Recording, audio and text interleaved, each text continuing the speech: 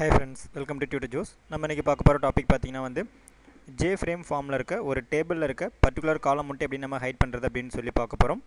இப்போ எக்ஸாம்பிள் பாத்தீங்கன்னா நமக்கு இந்த ஃபார்ம்ல ஒரு டேபிள் இருக்கு. இந்த டேபிள்ல பாத்தீங்கன்னா 6 காலம்ஸ் இருக்கு. ID, name, roll number, mark 1, mark 2, mark 3 னு சொல்லி 6 காலம் இருக்கு. இப்போ இதல இருக்க ID அப்படிங்கற காலம் நம்ம டிஸ்ப்ளே பண்ண தேவையில்லை. இப்போ இந்த காலம் மட்டும் எப்படி நம்ம ஹைட் பண்றது அப்படினு சொல்லி பார்ப்போம். இப்போ ஃபர்ஸ்ட் பாத்தீங்கன்னா இந்த டேபிள்ல டீடைல்ஸ் டிஸ்ப்ளே பண்ற அந்த ஃபங்க்ஷனுக்கு வரேன்.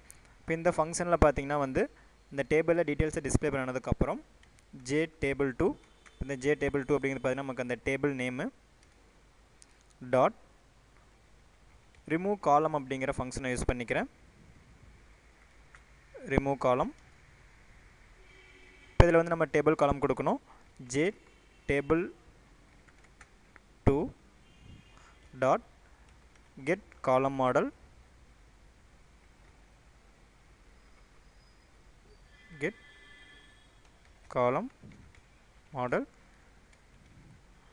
dot get column. இப்போ நம்ம பார்த்தீங்கன்னா வந்து ஃபர்ஸ்ட் காலம் தான் நம்ம ரிமூவ் பண்ண போறோம். get column இதுல 0 தான் நம்ம ஃபர்ஸ்ட் காலம். அப்ப 0 காலம் கெட் பண்ணி அந்த காலம் பார்த்தீங்கன்னா ரிமூவ் பண்ணிறேன். ஃபர்ஸ்ட் இத சேவ் பண்ணிட்டு ஃபார்மை ரன் பண்றேன். shift F6 கொடுத்தா போதும். இப்போ ஃபார்ம் பார்த்தீங்கன்னா நமக்கு ரன் ஆயிடும்.